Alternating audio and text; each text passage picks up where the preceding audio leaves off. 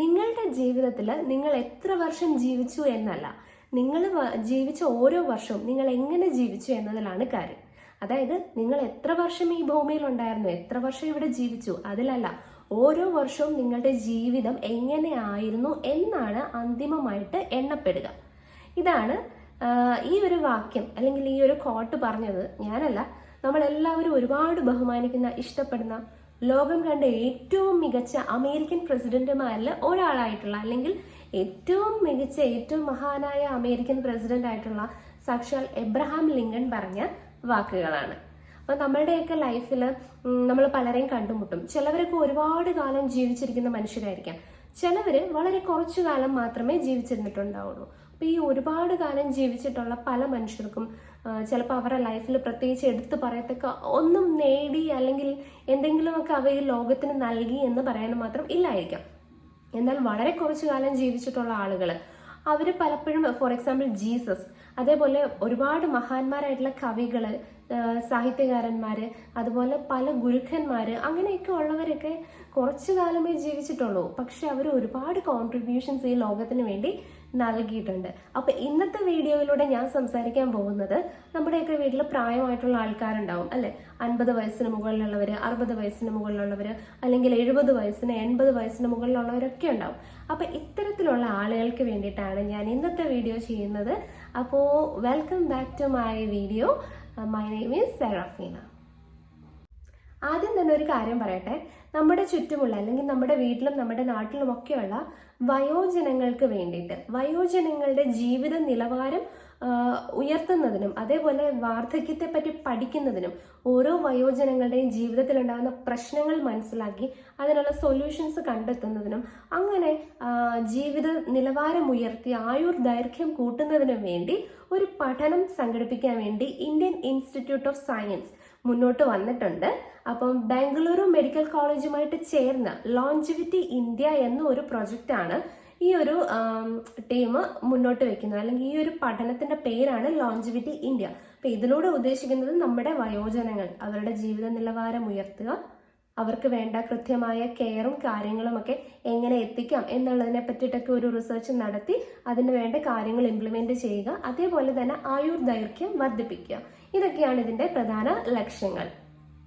നമ്മുടെയൊക്കെ വീടുകളിൽ, അതുപോലെ നമ്മുടെ നാട്ടിൽ, നമ്മുടെ ചുറ്റുവട്ടത്തൊക്കെ ഒരുപാട് മുതിർന്ന ആളുകളുണ്ട് അല്ലെ. നമ്മുടെ വീടുകളിലും ഉണ്ടാവും 65 വയസ്സിന് മുകളിലുള്ളവർ. അപ്പൊ ഇന്നത്തെ വീഡിയോയിലൂടെ ഞാൻ പറയാൻ ഉദ്ദേശിക്കുന്നത്, ഈ 65 വയസ്സിന് മുകളിലുള്ള ആളുകൾക്ക് ഒരുപാട് സന്തോഷം നൽകുന്ന ഒരു കാര്യമാണ്. അതായത് 65 വയസ്സിന് മുകളിലുള്ളവർക്കും ഇനി മുതൽ ആരോഗ്യ ഇൻഷുറൻസ് എടുക്കാം എന്നുള്ള ഒരു പുതിയ നിയമം വന്നിരിക്കുകയാണ്. അതായത് ഇത്രയും നാളും നമ്മുടെ നാട്ടിലൊക്കെ 65 വയസ്സ് കഴിഞ്ഞിട്ടുള്ളവർക്ക് ആരോഗ്യ ഇൻഷുറൻസ്, മോസ്റ്റ്ലി ഒട്ടുമിക്ക ആരോഗ്യ ഇൻഷുറൻസ് ഒന്നും പോളിസി ഒന്നും എടുക്കാൻ പറ്റത്തില്ലായിരുന്നു. അതായത് 65 വയസ്സിന് മുൻപ് അവർക്ക് എടുക്കാം, അങ്ങനെയുള്ളവർക്ക് 65 വയസ്സ് കഴിഞ്ഞും ഇത് തുടർന്നു പോകാമായിരുന്നു. പക്ഷെ ഇപ്പം ഇൻഷുറൻസ് റെഗുലേറ്ററി അതോറിറ്റി ഒക്കെ ആ ഒരു നിയമത്തിൽ ഒരു ചേഞ്ച് ഒക്കെ കൊണ്ടുവന്നിരിക്കുകയാണ്. 65 ഇയേഴ്സ് കഴിഞ്ഞിട്ടുള്ളവർക്കും ഈ പറഞ്ഞ ആരോഗ്യ ഇൻഷുറൻസ് എടുക്കാവുന്നതാണ്. ഈ ഒരു ഇൻഷുറൻസ് റെഗുലേറ്ററി അതോറിറ്റിയുടെ ഈ ഒരു പുതിയ ഉത്തരവ് മുതിർന്ന പൗരന്മാരായിട്ടുള്ളവർക്ക്, അതായത് പ്രത്യേകിച്ച് 65 വയസ്സിന് മുകളിലുള്ളവർക്ക് ഒരുപാട് പ്രതീക്ഷയേറുന്നതാണ്. അപ്പൊ ഇങ്ങനത്തെ പുതിയ മാനദണ്ഡങ്ങളൊക്കെ ഈ കഴിഞ്ഞ ഏപ്രിൽ 1 മുതൽ തന്നെ നിലവിൽ പ്രാബല്യത്തിൽ വന്നിട്ടുണ്ട്. അപ്പൊ അങ്ങനെയുള്ള പുതിയ പോളിസികളൊക്കെ നിർമ്മിക്കുന്നതിനും പുതിയ പോളിസികളൊക്കെ ആൾക്കാരിലേക്ക് എത്തിക്കുന്നതിനും വേണ്ടിയിട്ടുള്ള തിരക്കിലാണ് നിലവിൽ നമ്മുടെ പല ഇൻഷുറൻസ് കമ്പനികളും ഇപ്പോൾ. ഇവിടെ എടുത്തു പറയേണ്ട ഒരു കാര്യം എന്താന്ന് പറഞ്ഞാൽ, 65 വയസ്സ് കഴിഞ്ഞിട്ടുള്ള മുതിർന്ന പൗരന്മാർക്ക് ചേരാൻ പറ്റുന്ന കുറച്ചധികം ആരോഗ്യ ഇൻഷുറൻസ് പോളിസികൾ നമുക്കുണ്ട്. പക്ഷെ ഇതിന്റെ യാഥാർത്ഥ്യം നമ്മൾ നോക്കുകയാണെങ്കിൽ ചെറിയൊരു പ്രശ്നമുണ്ട്. പ്രശ്നം വേറൊന്നുമല്ല, ഇവയ്ക്ക് പലതിനും പ്രീമിയം തുകയും അല്ലെങ്കിൽ പല ക്ലെയിമുകളും ഒക്കെ കുറച്ച് കൂടുതലാണ്, അല്ലെങ്കിൽ പല കഠിനമായ നിയന്ത്രണങ്ങളും അല്ലെങ്കിൽ നിർദ്ദേശങ്ങളും ഒക്കെ ഇതിനുണ്ട്. പക്ഷെ പുതിയ ഈ ഒരു മാനദണ്ഡങ്ങളൊക്കെ ഈ ഒരു അതോറിറ്റി പുറത്തിറക്കിയതിനു ശേഷം മുതിർന്ന പൗരന്മാർക്ക് 65 വയസ്സിന് ശേഷം പോളിസി എടുക്കുന്നവർക്ക് കുറച്ചധികം അവരുടെ താല്പര്യങ്ങൾക്ക് അനുസരിച്ചുള്ള പോളിസികൾ എടുക്കാൻ വേണ്ടിയിട്ട് നിർദ്ദേശം കൊടുത്തിട്ടുണ്ട്. അപ്പൊ അവർക്ക് വേണ്ടിയിട്ട് പുതിയ പലതരം പോളിസികൾ ഇറങ്ങുന്നതായിരിക്കും. പക്ഷെ അതോടൊപ്പം തന്നെ ഈ കാര്യം പറയുന്നുണ്ട്, ഇതിന്റെയൊക്കെ പ്രീമിയം തുകയും വർദ്ധിച്ചേക്കാം. ഈ പ്രീമിയം കുറഞ്ഞ പോളിസികളൊക്കെ ഉണ്ടാവും. പക്ഷെ പ്രശ്നം എന്താണെന്ന് വെച്ചാൽ അവയ്ക്ക് ഈ ഒരു ക്ലെയിം തുകയിൽ ചെറിയൊരു നിയന്ത്രണമൊക്കെ ഉണ്ടായിരിക്കും. ഈ പറഞ്ഞ ഒട്ടനവധി ഹെൽത്ത് ഇൻഷുറൻസ് പദ്ധതികൾ, ഈ പദ്ധതികളിലൊക്കെ ചേരുമ്പോൾ നമുക്ക് നിലവിലുള്ള അസുഖങ്ങൾ, അതായത് ആ ചേരുന്ന സമയത്ത് നമുക്ക് എന്തൊക്കെ അസുഖങ്ങളുണ്ടോ ആ അസുഖങ്ങൾക്കൊക്കെ ഈ ആനുകൂല്യം ലഭിക്കാനുള്ള കാലാവധിയിൽ ഒരു മാറ്റം വന്നിട്ടുണ്ട്. അത് വളരെ ഒരു ഇമ്പോർട്ടൻ്റ് ആയിട്ടുള്ള ഒരു പോയിന്റ് ആണ്. ആ മാറ്റം എന്ന് പറഞ്ഞാൽ അത് നിലവിൽ 4 വർഷമായിരുന്നു. നിലവിലല്ല, മുൻപ് അത് 4 വർഷമായിരുന്നു. എങ്കിൽ ഇപ്പോൾ അത് 3 വർഷമായിട്ട് മാറ്റിയിട്ടുണ്ട്. അതായത് നേരത്തെയൊക്കെ ഈ ഒരു ക്ലെയിമിൽ നമ്മൾ ചേർന്ന് ഒരു 4 വർഷം കഴിയുമ്പോഴേ നമുക്ക് നിലവിൽ എന്തൊക്കെ അസുഖങ്ങളുണ്ടോ അതിനൊക്കെയുള്ള കവറേജ് നമുക്ക് ലഭിക്കത്തുള്ളായിരുന്നു.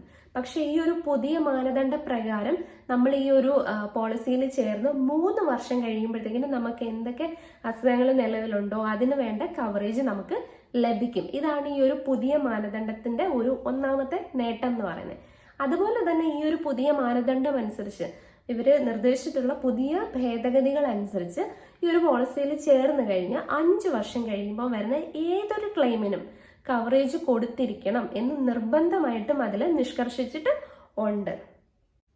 മുതിർന്ന പൗരന്മാർക്ക് സന്തോഷം തരുന്ന മറ്റൊരു കാര്യം എന്താന്ന് വെച്ച് കഴിഞ്ഞാൽ ഈ ഒരു പുതിയ മാനദണ്ഡങ്ങൾ, പുതിയ നിയമങ്ങൾ, ഭേദഗതികൾ പ്രകാരം ഈ പുതിയ ഈ ഹെൽത്ത് ഇൻഷുറൻസ് പോളിസിയിലൊക്കെ ചേരുന്നവർക്ക് ആയുർവേദ ചികിത്സ എടുക്കുന്നവർക്കും, അതായത് ആ ഒരു ക്ലെയിമിൽ പറയുന്ന മുഴുവൻ കവറേജും കൊടുക്കണമെന്ന് ശക്തമായിട്ടും കർശനമായിട്ടും നിഷ്കർഷിച്ചിട്ടുണ്ട്.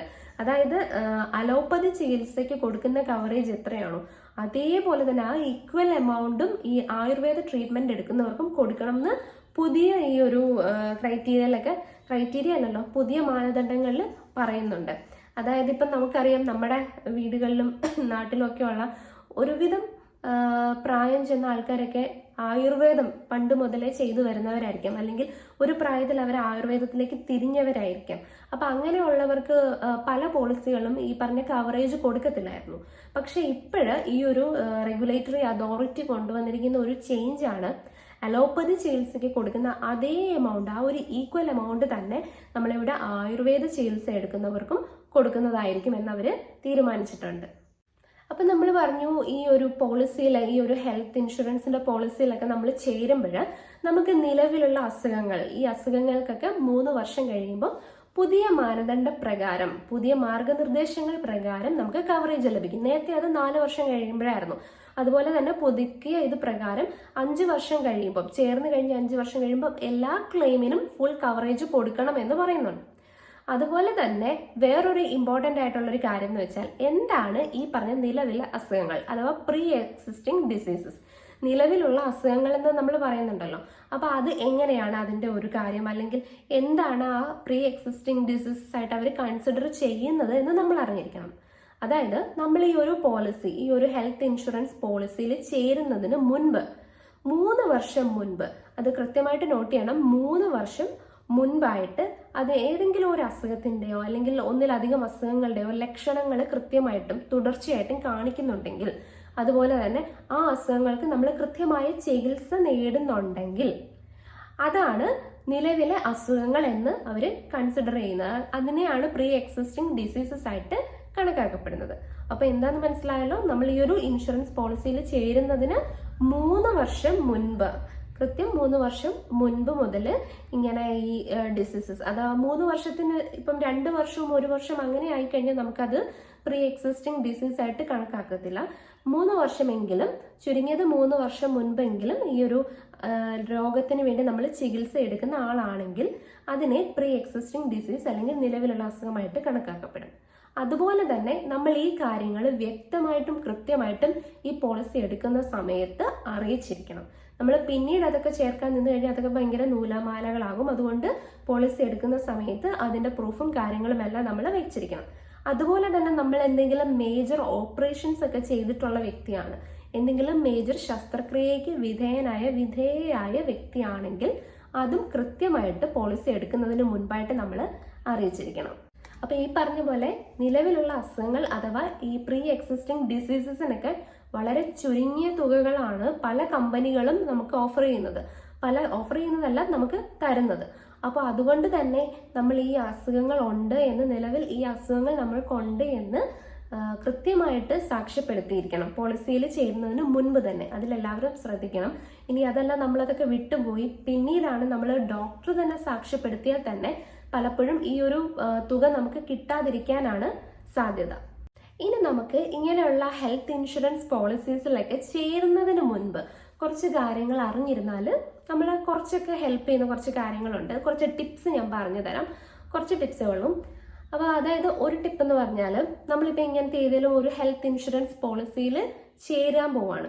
അങ്ങനെ നമ്മൾ ചേരാൻ നേരം ഈ ഒരു പ്രീമിയം തുക ഒറ്റയടിക്ക് അടയ്ക്കുന്ന പദ്ധതിയിൽ ചേരാതെ പല തവണകളായിട്ട് 3-4 തവണകളായിട്ട് അടയ്ക്കുന്നത് ചൂസ് ചെയ്യുക. അല്ലെങ്കിൽ മാസത്തവണയായിട്ട് മന്ത്ലി EMI ആയിട്ട് അടയ്ക്കുന്ന ടൈപ്പ് ഇൻഷുറൻസ് പോളിസീസ് ഒക്കെ ചൂസ് ചെയ്യുന്നത് നല്ലതായിരിക്കും. അങ്ങനെ ചെയ്താൽ നമ്മളൊരു മിഡിൽ ക്ലാസ് ആയിട്ടുള്ള ഒരാളാണെങ്കിൽ അല്ലെങ്കിൽ അതിന് താഴെയുള്ള ഒരാളാണെങ്കിൽ നമുക്ക് ഈ പറഞ്ഞ പോലെ ഒരു വലിയ ഫിനാൻഷ്യൽ സ്ട്രെസ് ഉണ്ടാവത്തില്ല, ഒരു സാമ്പത്തിക ഭാരം ഉണ്ടാവത്തില്ല. അപ്പം ഇങ്ങനെ മന്ത്ലി ആയിട്ട് അടയ്ക്കുകയാണെങ്കിൽ വലിയൊരു പ്രശ്നമില്ലാതെ നമുക്ക് അടയ്ക്കാം. അല്ലെങ്കിൽ 3-4 തവണയായിട്ട് അടയ്ക്കുന്ന അങ്ങനത്തെ പോളിസീസ് ചൂസ് ചെയ്യാൻ ശ്രമിക്കാം. അതേപോലെ ഇങ്ങനെയുള്ള പോളിസിയൊക്കെ നമ്മൾ നോക്കുമ്പോൾ അതിലെ പ്രീമിയവും ആ ഒരു ക്ലെയിം തുകയും അതൊക്കെ ഒരു കവറേജ് തുകയും ഈ ഒരു പ്രീമിയവും കവറേജ് തുകയൊക്കെ ഒന്ന് കമ്പയർ ചെയ്ത് നോക്കണം. ആ ഒരു പ്രീമിയവും അതുപോലെ അതിൻ്റെ ഒരു കവറേജ് തുകയും തമ്മിൽ ആ ഒരു എമൗണ്ടും തമ്മിലൊന്ന് കമ്പയർ ചെയ്ത് നോക്കുമ്പോൾ നമുക്ക് അധിക ബാധ്യത വരാത്തതാണെങ്കിൽ മാത്രം ആ ഒരു പോളിസി ചൂസ് ചെയ്യുക. അതിൽ നമുക്ക് ഏറ്റവും സ്യൂട്ടബിൾ ആയിട്ടുള്ള പോളിസീസ് ഉണ്ടെങ്കിൽ അത് കണ്ടുപിടിക്കുക. എന്നിട്ട് ആ പോളിസിയിൽ ചേരുന്നതായിരിക്കും നല്ലത്. മുതിർന്ന ആളുകളെ സംബന്ധിച്ചിടത്തോളം ഓരോ ദിവസം ഈ ട്രീറ്റ്മെന്റിന് വേണ്ടിയിട്ട് ഒരുപാട് ക്യാഷ് ഇങ്ങനെ ചെലവായിക്കൊണ്ടിരിക്കുകയാണ് അല്ലേ. അപ്പൊ അങ്ങനെയുള്ള സാഹചര്യത്തിൽ ചെയ്യാൻ പറ്റുന്ന വേറൊരു കാര്യം, അല്ലെങ്കിൽ ആ ഒരു സാഹചര്യത്തിൽ നമ്മൾ കൺസിഡർ ചെയ്യേണ്ട ഒരു ഇമ്പോർട്ടൻ്റ് ആയിട്ടുള്ള ഒരു പോയിന്റ് ആണ്, ഇപ്പം നമ്മളൊരു പോളിസിയിൽ ചേരുമ്പോൾ നമ്മൾ ഒരു വർഷം അല്ലെങ്കിൽ ഒരു തവണ നമ്മൾ ഇത് ക്ലെയിം ചെയ്തില്ല എന്ന് വിചാരിച്ചു. അങ്ങനെയാണെങ്കിൽ നെക്സ്റ്റ് ടൈം അടുത്ത കവറേജിന് ഒരു നിശ്ചിത തുക, ഒരു പർട്ടിക്കുലർ എമൗണ്ടിൽ ഒരു ഇൻക്രീസ് ഉണ്ടാവണം. അത് നമുക്ക് നല്ലതാണ് അല്ലേ. ഇപ്പം നമ്മൾ ക്ലെയിം ചെയ്തില്ലെന്നുണ്ടെങ്കിൽ അടുത്ത തവണ അതിന് ഇത്ര ഇൻക്രീസ് അല്ലെങ്കിൽ വർധനവ് ഉണ്ടാകുന്നെങ്കിൽ അത് നല്ലതായിരിക്കും. സോ അങ്ങനെയുള്ള പോളിസികളുമുണ്ട്. അപ്പോൾ അതെല്ലാം തിരഞ്ഞു പിടിച്ച് അന്വേഷിച്ച് കണ്ടെത്തി അതിൽ ജോയിൻ ചെയ്യാൻ വേണ്ടി ശ്രമിക്കുക. ഇനി നമ്മൾ നോക്കാൻ പോകുന്നത് ഇങ്ങനെയുള്ള ഒരുപാട് ഹെൽത്ത് ഇൻഷുറൻസ് പോളിസീസ് ഒക്കെ പലരും ചേർന്നിട്ടുണ്ടാവും, ചേരാൻ ഉദ്ദേശിക്കുന്നുണ്ടാവും. അപ്പോൾ പലരുടെയും പ്രശ്നം അല്ലെങ്കിൽ ഒരു ടെൻഷൻ ആയിരിക്കും, ഇതിലൊക്കെ എന്തെങ്കിലും പ്രശ്നം ഉണ്ടായിക്കഴിഞ്ഞാൽ നമ്മൾ എവിടെ കംപ്ലൈൻറ്റ് ചെയ്യും, ആരോട് പരാതിപ്പെടും? അങ്ങനെയുള്ളവർക്കുള്ള ഉത്തരമാണ്, ഇങ്ങനെ ഇൻഷുറൻസ് പോളിസികളുമായി ബന്ധപ്പെട്ട് എന്തെങ്കിലും പരാതികൾ ഉണ്ടെങ്കിൽ നമ്മൾ എവിടെ കംപ്ലൈൻറ്റ് കൊടുക്കണം? അത് ഇൻഷുറൻസ് ഓംബുഡ്സ്മാൻ്റെ കയ്യിലാണ് നമ്മൾ ആ ഒരു പരാതി ബോധിപ്പിക്കേണ്ടത്. Insurance ombudsman. അപ്പോൾ എന്തൊക്കെ തരത്തിലുള്ള പരാതികളാണ് ഈ ഒരു ഇൻഷുറൻസ് ഓംബുഡ്സ്മാൻ്റെ പക്കൽ നമുക്ക് സമർപ്പിക്കാൻ പറ്റുന്നത്? ഒന്നാമതെന്ന് പറഞ്ഞാൽ, ഇപ്പം നമ്മുടെ ക്ലെയിം നിഷേധിക്കപ്പെട്ടു, നമുക്ക് അർഹതപ്പെട്ട ക്ലെയിം നമുക്ക് ലഭിച്ചില്ല, അല്ലെങ്കിൽ അത് വൈകിയാണ് നമുക്ക് ലഭിച്ചത്. അങ്ങനെയൊക്കെയുള്ള കേസിൽ നമുക്ക് ഈ പറഞ്ഞ ഇൻഷുറൻസ് ഓംബുഡ്സ്മാനെ നമുക്ക് ഈ ഒരു കംപ്ലൈൻറ്റ് കൊടുക്കാവുന്നതാണ്. അതുപോലെ തന്നെ നമ്മളുടെ ഈ ഒരു പ്രീമിയം തുക ഇതുമായിട്ട് ബന്ധപ്പെട്ട എന്തെങ്കിലും തർക്കങ്ങളോ കാര്യങ്ങളോ ഒക്കെ നിലനിൽക്കുന്നുണ്ട്, അല്ലെങ്കിൽ അത് വഷളായിക്കൊണ്ടിരിക്കുകയാണെന്ന് നമുക്ക് തോന്നുന്നുണ്ടെങ്കിൽ നമുക്ക് ഈ പറഞ്ഞ ഇൻഷുറൻസ് ഓംബുഡ്സ്മാനെ നമുക്ക് കംപ്ലൈൻറ്റ് കൊടുക്കാവുന്നതാണ്. നമ്മൾ ഇങ്ങനെയുള്ള ഹെൽത്ത് ഇൻഷുറൻസ് പോളിസി, അത് എന്ത് പോളിസി ആണെങ്കിലും നമ്മൾ ചേരുമ്പോൾ ഒരു എഗ്രിമെന്റ് അടിസ്ഥാനത്തിലാണ് നമ്മൾ ജോയിൻ ചെയ്യുന്നത്, അതായത് ഒരു കരാർ അടിസ്ഥാനത്തിൽ. അപ്പോൾ ഈ ഒരു കരാർ, ഈ ഒരു പോളിസിയുടെ ഈ ഒരു എഗ്രിമെന്റ്, ആ ഒരു പോളിസി അതിന്റെ വ്യവസ്ഥകൾക്ക് അതീതമായിട്ട് കമ്പനികളോ ഏജന്റുമാരോ പ്രവർത്തിക്കുന്നുണ്ടെങ്കിൽ അതിനെതിരെ നമുക്ക് ഓംബുഡ്സ്മാന് പരാതിപ്പെടാം. നമ്മൾ കൊടുത്തിട്ടുള്ള പല പരാതികളും തീർപ്പാകുന്നതിൽ എന്തെങ്കിലും പ്രശ്നങ്ങൾ ഉണ്ടെങ്കിൽ അതിലും നമുക്ക് ഓംബുഡ്സ്മാനോട് പരാതിപ്പെടാവുന്നതാണ്. നമ്മൾ കൊടുത്ത കാര്യങ്ങൾ അല്ലെങ്കിൽ പരാതി നല്ല രീതിയിലല്ല, കൃത്യമായിട്ടല്ല പോകുന്നത്, അവിടെ ഒരു കറപ്ഷൻ ബിഹേവിയർ അവിടെ കാണുന്നുണ്ടെങ്കിൽ അതിലും നമുക്ക് പരാതിപ്പെടാം. അതുപോലെ തന്നെ ഈ ഒരു പോളിസി ഉടമയ്ക്ക് ഈ ഒരു പോളിസിയുടെ രേഖകൾ കൈമാറിയിട്ടില്ല, അങ്ങനെയാണെങ്കിലും നമുക്ക് ഓംബുഡ്സ്മാനോട് കംപ്ലൈന്റ് ചെയ്യാം. ഈ ഒരു ഇൻഷുറൻസ് കമ്പനി, ഇടനിലക്കാര്, അവരുടെ ഏജന്റുമാര്, ഇവർക്കെതിരെയൊക്കെ നമുക്ക് എന്തെങ്കിലും സംശയം തോന്നുകയാണെങ്കിൽ അല്ലെങ്കിൽ അവരുടെ ഭാഗത്ത് നിന്ന് എന്തെങ്കിലും വീഴ്ചകൾ ഉണ്ടാവുകയാണെങ്കിലും നമുക്ക് ഈ ഓംബുഡ്സ്മാനോട് പരാതിപ്പെടാം. അതുപോലെ തന്നെ പ്രീമിയം നമ്മുടെ കയ്യിൽ നിന്ന് സ്വീകരിച്ചിട്ട് ഈ ഒരു ഇൻഷുറൻസ് തുക നമുക്ക് കവറേജ് തരുന്നില്ല എങ്കിലും നമുക്ക് ഓംബുഡ്സ്മാനോട് കംപ്ലൈന്റ് പറയാവുന്നതാണ്. പോളിസി എടുക്കുന്ന സമയത്ത് ഈ പോളിസിയിലെ ടേംസ് ആൻഡ് കണ്ടീഷൻസിനെ പറ്റി ഒരാളെ തെറ്റിദ്ധരിപ്പിച്ചിട്ട് അല്ലെങ്കിൽ ഇല്ലാത്ത കാര്യങ്ങൾ പറഞ്ഞിട്ട് ആണ് പോളിസി എടുപ്പിക്കുന്നതെങ്കിൽ അത് തെളിയിക്കപ്പെട്ടാൽ നമുക്ക് അതും കംപ്ലൈന്റ് ചെയ്യാം. അതുപോലെ തന്നെ 1938 ഇൻഷുറൻസ് പോളിസിയിലെ നിയമങ്ങൾ അതിലെ പല പ്രൊവിഷൻസും ലംഘിക്കപ്പെട്ടു എന്ന് നമുക്ക് തോന്നുകയാണെങ്കിൽ അതിലും നമുക്ക് ഓംബുഡ്സ്മാന്റെ അടുത്ത് പരാതിപ്പെടാം.